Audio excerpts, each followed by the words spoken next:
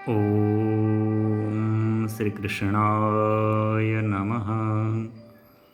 वसुदेवसुतं देवं कंसचाणूरमर्दनं देवकी परमानन्दं कृष्णं वन्दे जगद्गुरुम्। गीता शाश्वत और परम मनोविज्ञान, डॉक्टर श्री प्रभु नारायण जी मिश्र। मनुष्य का जीवन विकास की एक यात्रा है। यह विकास बहिर्मुखी और अंतर्मुखी दोनों हैं। बहिर्मुखी विकास के लिए वह प्रकृति से संघर्ष करता है, निरंतर नए नए उपकरणों का निर्माण करता है तथा भोग और सुरक्षा के अनेक साधन जुटाता चला जाता है। लोभ के कारण वह बहिर्मुखी विकास से कभी संतुष्ट नहीं होता। उसे नित्य अधिक से अधिक चाहिए होता है। इस छीना झपटी में वह अपने ही भाई बंधुओं से युद्ध करता है। राष्ट्र एक दूसरे से टकराते हैं तथा अशांति व्याप्त हो जाती है। मनुष्य की तृष्णाएं स्वयं समाप्त नहीं होती है। विवेकवान लोगों को एक सीमा के बाद बहिर्मुखी विकास तथा भौतिकता की दौड़ की व्यर्थता समझ में आने लगती है। महाभारत में एक कथा है राजा ययाति की। ययाति ने अपने पुत्र का यौवन लेकर संसार के भोगों को भोगा तथा अंत में इस निष्कर्ष पर पहुँचे कि उन्होंने भोगों को नहीं भोगा, अपितु भोगों ने ही उन्हें भोगा है। बहिर्मुखी विकास से कभी भी अंदर की तृप्ति और शांति प्राप्त नहीं होती। तृप्ति, आनंद तथा शांति प्राप्त करना मनुष्य की आवश्यकता भी है और अधिकार भी। इसे प्राप्त करने के लिए उसे अपने अंदर उतरना पड़ता है। अंतर यात्रा की शुरुआत करनी पड़ती है। बाहर और अंदर के विकास का संतुलन बना रहना चाहिए। ऐसा न हो कि भौतिक संपदा का अंबार लगा रहे तथा मन की शांति और प्रसन्नता तिरोहित रहे। इसके विपरीत स्थिति भी स्वीकार्य नहीं है कि जीवन की न्यूनतम न्यायपूर्ण आवश्यकताएं अपूर्ण रहे और शांति की खोज चलती रहे। संतुलित प्रगति को दोनों ही धरातलों पर होना होगा, बहिर्मुखी तथा अंतर्मुखी। इसीलिए जीवन के उद्देश्य में धर्म के साथ अर्थ तथा काम के साथ मोक्ष शामिल है। परंतु मनुष्य जितना बाहरी उन्नति के लिए करता है उतना वह आंतरिक विकास के लिए नहीं करता। जब उसे आंतरिक सुख शांति की तीव्र आवश्यकता का बोध होता है तब वह अपनी अंतर यात्रा प्रारंभ करता है। इस अंतर यात्रा में मनुष्य के अंतःकरण में ही दैवी और आसुरी वृत्तियों का संग्राम प्रारंभ होता है। प्रतीक के रूप में यही देवासुर संग्राम है, यही महाभारत है। यह संसार के हर व्यक्ति का अपना निजी संग्राम है और यह तब तक चलता रहता है जब तक मनुष्य आध्यात्मिक विकास की पूर्णता को प्राप्त नहीं कर लेता। यह संग्राम शाश्वत है। आंतरिक विकास के किस दौर में कौन सी परेशानी उठ खड़ी होती है तथा उसका समाधान क्या है, गीता इसका निरूपण करती है। कब हम आलस्य का शिकार हो शिथिल हो जाते हैं और कब काम और क्रोध के प्रहार से क्षत विक्षत, गीता प्रतीक रूप में इसका उल्लेख करती है। अंतरयात्रा में अनेक मनोवैज्ञानिक पड़ाव और समस्याएं आती हैं। गीता में समर्थ गुरु श्री कृष्ण ने उन सब का समाधान प्रस्तुत किया है। वे सारथी बनकर सरल हृदय साधक अर्जुन को पूर्णता तक पहुंचाते हैं। महाभारत के विविध पात्र हमारे अंतःकरण की अनेक वृत्तियों के प्रतीक है।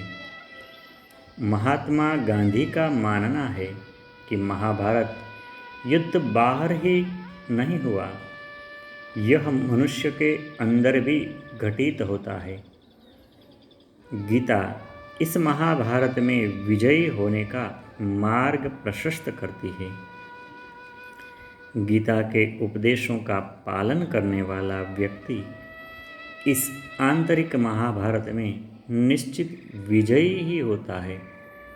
वस्तुतः गीता परम मनोविज्ञान है। श्री कृष्ण, धृतराष्ट्र, कौरव, पांडव, द्रोण, भीष्म, संजय आदि व्यक्ति बाहर ही नहीं है। वस्तुतः ये हमारी विविध वृत्तियां भी है। सब की सब हमारे अंतःकरण में भी है। व्यक्ति ही सब कुछ स्वयं है। वास्तव में कौरवों से पांडवों की लड़ाई अपनी ही असद एवं सद प्रवृत्तियों की लड़ाई है। आइए महाभारत के पात्रों के गूढ़ार्थ को समझ लें और जान लें कि कौन सा पात्र हमारे अंतःकरण की किस प्रवृत्ति का प्रतिनिधित्व करता है। गीता योग शास्त्र है।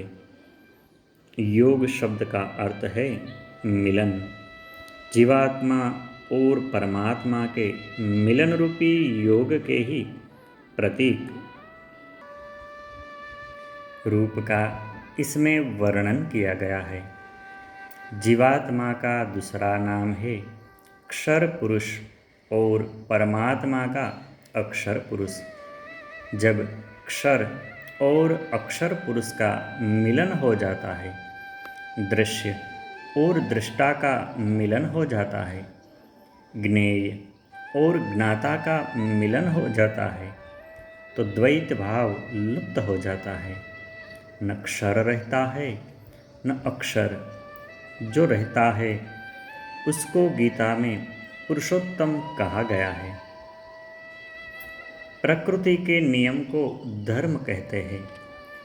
उस धर्म के अनुसार बहिर्मुखी वेग समाप्त होते ही उलटकर अंतर्मुखी गति होने लगती है। इस समय अंतर्मुखी अवस्था, बहिर्मुखी अवस्था और भावों से घोर संग्राम करती हुई आगे बढ़ती है।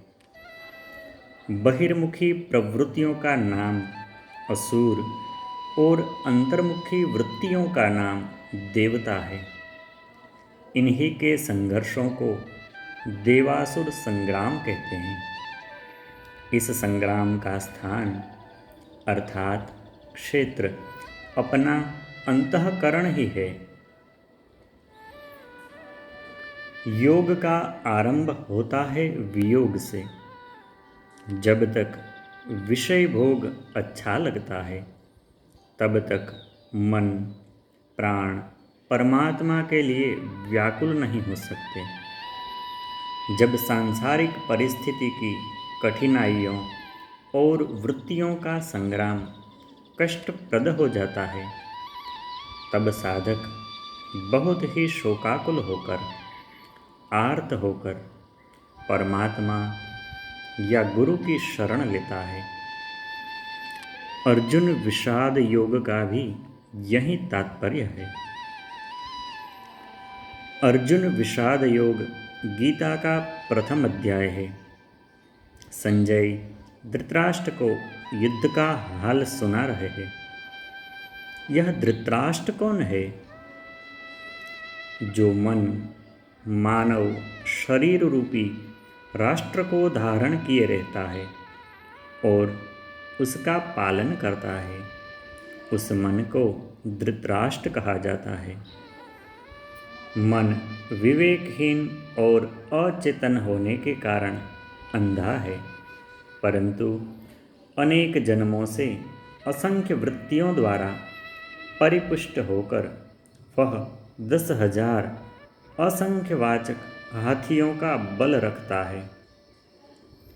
मन के राग द्वेष जनित संस्कार उसकी संतान हैं और वे सदा सियारों की भांति चिल्लाती रहती है। इसलिए उन्हें कौरव कहते हैं, क्योंकि कौरव शब्द का एक अर्थ श्रृगाल भी होता है। दूसरे अर्थ के अनुसार जो मन और मन की वृत्तियाँ जीवात्मा को निरंतर समझाती हैं कि तुम करता हो, यह तुम्हारा कर्तव्य है, इसलिए यह करो वह करो, इस प्रकार के कुरु कुरु अर्थात करो करो चिल्लाने वाले कौरव हैं। शुद्ध बुद्धि को पंडा कहते हैं। पांडु शब्द का अर्थ है पंडा से युक्त अर्थात बुद्धिमान, पथदर्शक या शुद्ध बुद्धि। धृतराष्ट्र अर्थात अंधे मन की शक्तियाँ बहिर्मुखी है और असंख्य है, इसलिए असंख्यवाचक शब्द शत का प्रयोग करके कहा जाता है कि धृतराष्ट्र के 100 संतान कौरव है। इसमें ज्येष्ठ का नाम दुर्योधन है, जिसको युद्ध में जीतना बहुत ही कठिन है। उस काम वृत्ति को दुर्योधन कहा जाता है। उसका दूसरा नाम राग भी है। उसका अत्यंत प्यारा भाई दुशासन क्रोध अथवा द्वेष का प्रतीक है। क्रोध को शासन में रखना अत्यंत ही दुष्कर है। काम और क्रोध के अन्य भाई रजोगुण की भिन्न भिन्न वृत्तियाँ हैं। जैसे बताया गया है कि पांडु उदासीन, विवेक संपन्न, शुद्ध बुद्धि है। उसकी प्रतीक रूप में 2 पत्नियाँ हैं, प्रवृत्ति और निवृत्ति। प्रवृत्ति का नाम माद्री और निवृत्ति का नाम कुंती है। महाभारत के पाठक जानते हैं कि कुंती जन्म के बाद ही माता पिता को त्याग करके भोजराज की पालिता कन्या हो गई थी और कन्या काल से ही प्राणाधार आत्मबोध के केंद्र स्वरूप सूर्य के प्रति आकर्षित थी। माद्री मद अर्थात कर्तापन में रत भाव की संतान अर्थात प्रवृत्ति है। शुद्ध बुद्धि जब प्रवृत्ति का संग करती है तो वह नष्ट हो जाती है, परंतु जब विवेक वैराग्य रूप पति के आदेश से प्रवृत्ति और निवृत्ति धर्म पवन, इंद्र और अश्विनी कुमारों का आह्वान करके उनसे संतान मांगती है, तो वह धर्म के प्रसाद से युधिष्ठिर, पवन के प्रसाद से भीम, इंद्र के प्रसाद से अर्जुन और अश्विनी कुमारों के प्रसाद से नकुल और सहदेव, ये 5 वृत्तियां प्राप्त करती है। इन्हीं को पांडव 5 कहते हैं। युधिष्ठिर संग्राम में स्थिर रहते हैं, विचलित नहीं होते। ये पांडवों में सबसे प्रधान भी है और सबसे सूक्ष्म भी है। जीव सत्ता को स्थूल और सूक्ष्म शरीर के साथ संयुक्त अथवा विमुक्त करने की प्राण शक्ति भीम है। इंद्र देवराज हैं और विद्युत शक्ति के अधीश्वर है। मृत्यु, भय अर्थात वज्र उनका अस्त्र है और वे जब तक अपनी माया का ढक्कन नहीं हटाते तब तक जीव की दृष्टि उल्टी रहती है। उनकी संतान अर्थात अर्जुन जैसा भाव जब अंतःकरण में उत्पन्न होता है तब साधक की दृष्टि अंतर्मुखी हो जाती है और प्राण शक्ति ईश्वर की ओर मुड़ जाती है। साधक के अंतःकरण में भीम अर्जुन का आविर्भाव होते ही कौरव त्राही त्राही कर चिल्लाने लगते हैं, क्योंकि इसके बाद उनकी बहिर्मुखी गति नष्ट होने लगती है। अश्विनी कुमार युगल देवता हैं, जुड़वा भाई है। अश्विनी कुमार प्राण के अधीश्वर देवता हैं। जब प्रवृत्ति से इनका संपर्क होता है तब नकुल और सहदेव पैदा होते हैं। माद्री प्रवृत्ति होते हुए भी विवेक आश्रित प्रवृत्ति है, अतः नकुल और सहदेव नियमित, नियंत्रित रसभोग और गंधभोग के संस्कार बन जाते हैं और आत्मखोजी को बहुत लाभ पहुंचाते हैं। महाभारत के ये सारे पात्र प्रतीकात्मक एवं गूढ़ अर्थ वाले हैं। एक ही अंतःकरण की दोनों वृत्तियां कौरव और पांडव सदा एक दूसरे को जीतने की निरंतर अथक चेष्टा करती रहती हैं। परंतु अब एक प्रश्न है कि यह संग्राम क्षेत्र कहाँ है जहाँ कौरव और पांडव लड़ने के लिए उद्यत खड़े हैं। न्याय शास्त्र के अनुसार क्रियाश्रय का नाम शरीर है। स्थूल और सूक्ष्म दोनों शरीर क्रियाओं के आश्रय अथवा क्षेत्र हैं। क्रिया का क्षेत्र होने के कारण इन दोनों शरीरों को कुरुक्षेत्र कहते हैं।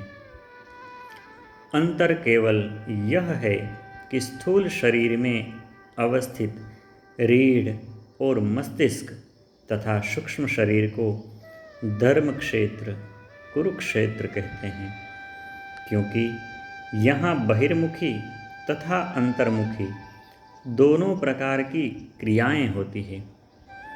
कौरवों के प्रधान सेनानायक और उनके गुरु द्रोणाचार्य हैं। द्रोण शब्द का अर्थ है कौवा। माना जाता है कि कौवे की एक ही आँख होती है, इसलिए वह पुनः पुनः सिर घुमाकर कभी दाहिने कभी बाएं देखता है। एक साथ दोनों आँखों से देख नहीं पाता। द्रोणाचार्य विपर्यय बुद्धि के प्रतीक हैं। संसार पर दृष्टि होने से वे सदा कौरवों के दास बने रहें, परंतु चाहे कुछ भी हो, द्रोणाचार्य हैं तो बुद्धि के अंश ही। इसलिए भीतर ही भीतर बुद्धि को निर्मल करने वाले ईश्वरमुखी वृत्ति रूप पांडवों से उनका स्वाभाविक स्नेह है। इसलिए कामरूपी दुर्योधन बड़ा भयभीत है कि कहीं द्रोणाचार्य पांडवों के पक्ष में न मिल जाएं। पांडव पक्ष के सेनापति द्रुपद के पुत्र धृष्टद्युम्न हैं। अर्जुन तो है ही। द्रुपद शब्द का अर्थ है अविचल श्रद्धा या निष्ठा। वृक्ष भी इसका शाब्दिक अर्थ है। वृक्ष के समान एक स्थान में, एक भाव में जो भागवती निष्ठा स्थिर रहती है, उसी को महाभारत में द्रुपद कहा गया है। जो आत्मखोजी, अकेले मन, बुद्धि, चित्त, अहंकार की सभी वृत्तियों अर्थात चतुरंग सेना को पराजित कर सकता है, उस समर्थ व्यक्ति को महारथी कहते हैं। भीम और अर्जुन के बाद पांडव पक्ष में श्रेष्ठ महारथी युयुधान है। इनका दूसरा नाम सात्यकी है। ये अर्जुन के शिष्य और धुरंधरी यदुवंशी वीर हैं। जो कुछ है वह ब्रह्म ही है। इस ब्रह्माकार वृत्ति को सात्यकी कहते हैं। यह वृत्ति अज्ञान नाशक आत्मबोध से ही उत्पन्न होती है। अर्जुन शब्द के महाभारत में कई अर्थ बताए गए हैं। एक अर्थ है सरल, दूसरा अर्थ है सर्वजीत, तीसरा अर्थ है नहीं रहता है बंधन जिसमें, वह आत्मबोध संपन्न मुक्त पुरुष। विराट है कर्तापन का त्याग, दृढ़ता जिसका निशान या लक्षण है। जो कहता है कि या तो शरीर का पतन ही होगा या साधना की सिद्धि ही होगी, उसे दृष्ट केतु कहते हैं। चिकी अर्थात इंद्रियों पर विजय प्राप्त करने वाला। शम, दम, तितिक्षा, उपरति संपन्न साधक को चेकितान कहते हैं। निजबोध को काशी कहते हैं। अस्तित्व बोध में स्थित व्यक्ति को काशीराज कहते हैं। शरीर को पूर कहते हैं। शरीर की आसक्ति जिसकी क्षीण हो जाती है, उसे पुरुजित कहते हैं। कुंती भोज पांडव माता कुंती के पालक पिता है। कुंती का अर्थ है निवृत्ति या त्याग। त्याग का भरण पोषण करता है। ईश्वर स्मरण, उसी का नाम कुंती भोज है। शैव्य आत्मसमर्पण को कहते हैं। आत्मसमर्पण करने वाला योगी श्रेष्ठ मानव है। मन्यु का अर्थ है क्रोध। यम नियम में सिद्ध महापराक्रमी क्रोध जय योगी को युद्धामन्यु कहते हैं। जब व्यक्ति शब्द आदि रूप इंद्रियजन्य ज्ञान के ऊपर आत्मसत्ता का आरोप करके सत्य प्रतिष्ठित होता है, तो उसे उत्तमोजा कहते हैं। सुभद्रा कृष्ण की भगिनी हैं। इनके एकमात्र पुत्र अभिमन्यु है। अभिमन्यु के विषय में महाभारत में लिखा है कि वे चंद्र के अवतार हैं। चंद्र का अर्थ है शुद्ध मन। शुद्ध मन जब शुद्ध बुद्धियों में लय होता है, तो क्रोध और भय को नाश करने वाली भागवती श्रद्धा उत्पन्न होती है। उसी का नाम अभिमन्यु है। कर्ण सूर्य और कुंती के पुत्र थे। वे दानी तथा प्रतिज्ञा पर अटल रहने वाले थे। वे धर्म, निष्ठा और वीरता के लिए प्रसिद्ध थे। कर्ण धर्म और कर्तव्य निष्ठा का अभिमान होने के कारण कौरव पक्ष के प्रधान सेनानी हैं। इस सात्विक अभिमान का केवल आत्मसमर्पण करने वाला अर्जुन ही नाश कर सकता है। कृपाचार्य शरद्वान ऋषि के पुत्र और द्रोणाचार्य की पत्नी के सहोदर भाई थे। भीष्म ने इनके हाथ में पहले कौरव पांडवों की शिक्षा का भार दिया था। जीव मात्र के प्रति कृपा अथवा दया करने का अभिमान ही इनका स्वरूप है। यह सात्विक अभिमान सृष्टि रक्षा के लिए आवश्यक है, इसलिए ये अमर हैं। परंतु यह अभिमान कर्तापन का पोषक है और चित्त को पूर्णतया अंतर्मुखी नहीं होने देता।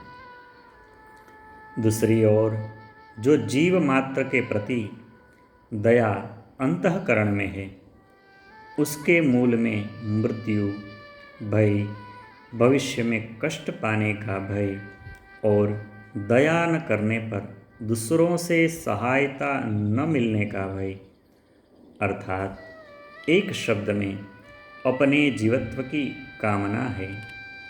इसीलिए ये दयावृत्ति रखते हुए भी दुर्योधन के सेनानी है और अपनी सात्विकता के कारण सदा संग्राम में विजयी और अमर हैं। अश्वत्थामा द्रोणाचार्य और कृपि के पुत्र हैं। अ अर्थात नहीं, श्व अर्थात आगामी सूर्य तक, थ अर्थात स्थित होना और म अर्थात उसका भाव। आगामी सूर्योदय तक कुछ भी स्थित नहीं होगा। इस नश्वरता के बोध को अश्वत्थामा कहते हैं। जो कुछ उत्पन्न हुआ होता है, बढ़ता है, पकता है, क्षीण होता है और नष्ट होता है। यह षड्भाव विकार विकृति का नित्य गुण है, इसलिए यह अमर है। जैसे कर्ण रागमय कर्तव्य और धर्मनिष्ठ है, वैसे विकर्ण प्रमाद और साधना में क्लेश का अनुभव है। राजा सोमदत्त के पुत्र का नाम है भूरिश्रवा, अर्थात आत्म प्रशंसा की असीम इच्छा।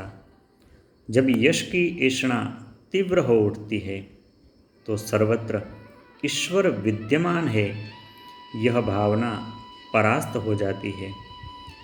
इसी को महाभारत की सांकेतिक भाषा में भूरिश्रवा के द्वारा सात्यकी का लांछित होना कहते हैं।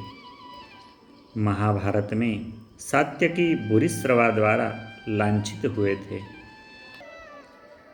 महाभारत के सारे पात्र जैसे हमारी अपनी ही वृत्तियां हैं। ये वृत्तियां देवी और राक्षसी दोनों हैं। अंतःकरण में इनका संग्राम चलता रहता है। मनुष्य पूर्ण एवं स्थायी शांति तब प्राप्त करता है जब देवी वृत्तियां राक्षसी वृत्तियों पर विजयी हो जाती है। महाभारत के सारे पात्र वृत्ति रूप से हम स्वयं हैं। हम ही कभी मार्गदर्शक श्री कृष्ण है और कभी सरल हृदय अनुयायी अर्जुन। हम ही कभी अंधे मन एवं अविवेक के प्रतीक धृतराष्ट्र है, तो कभी काम क्रोध की मूर्ति दुर्योधन और दुशासन। हम ही कभी दृष्टाभाव संजय हैं तथा कभी धर्म पालन में दृढ़ धर्मराज युधिष्ठिर है। सब कुछ हम ही हैं। महाभारत के कुछ पात्रों का प्रतीकार्थ एवं गूढ़ार्थ ऊपर स्पष्ट किया जा चुका है। महाभारत के सारे पात्रों के प्रतीकार्थ एवं गूढ़ार्थ है, जिन्हें समझने के लिए दृष्टि चाहिए। आंतरिक महाभारत निरंतर चलता रहता है। यह महाभारत हर व्यक्ति का अपना निजी महाभारत है। श्री कृष्ण हमारा भी रथ चलाने के लिए उद्यत खड़े हैं। वस्तुतः रथ वहीं चला रहा है, परंतु पूर्ण शिष्य भाव से हम उनके सामने समर्पण ही नहीं करते। जब हम उनके भरोसे होकर अपनी साधनाएं और अपना प्रयत्न करते हैं, तो वे सारी हमारी पांडव वृत्तियाँ देवी वृत्तियों का मार्गदर्शन करते हुए कौरव वृत्तियों, राक्षस वृत्तियों पर हमें विजय दिला देते हैं। काम, क्रोध, मद, मोह, लोभ, अहंकार, ईर्ष्या आदि मनुष्य की शाश्वत समस्याएं हैं। गीता इन समस्याओं का अचूक समाधान प्रस्तुत करती है। इसलिए गीता शाश्वत मनोविज्ञान है। गीता परम मनोविज्ञान है। गीता के विषय में एक भ्रामक धारणा भारतवर्ष में यह बन गई है कि इसे पढ़ने वाला व्यक्ति संसार त्याग कर देता है। क्या गीता सुनने के बाद अर्जुन लड़ाई का मैदान छोड़कर भाग गया? गीता का ज्ञान प्राप्त करके वह अपने कर्तव्य में अधिक दृढ़ता से लगा रहा। उसका संशय और विषाद समाप्त हो गया। भारतवर्ष में व्यक्ति की मृत्यु के समय लोग गीता के श्लोकों का पाठ करना प्रारंभ कर देते हैं। यह अच्छी बात है, पर ध्यान रहे, वस्तुतः गीता की आवश्यकता उसे अधिक है जो अभी भी संसार समर में जूझ रहा है। अस्तु। हरि ओम तत्सत। श्री कृष्णार्पणमस्तु। मुखं करोति वाचालं पंगुं लंघयते गिरिं यत्कृपातमहं वन्दे परमानन्दमाधवम्। आकाशात् पतितं तोयं यथा गच्छति सागरात् सर्वदेव नमस्कारं केशवं प्रति गच्छति। केशवं क्लेशनाशाय दुःखनाशाय माधवा श्रीहरिहरपापनाशाय गोविन्दाय नमो नमः।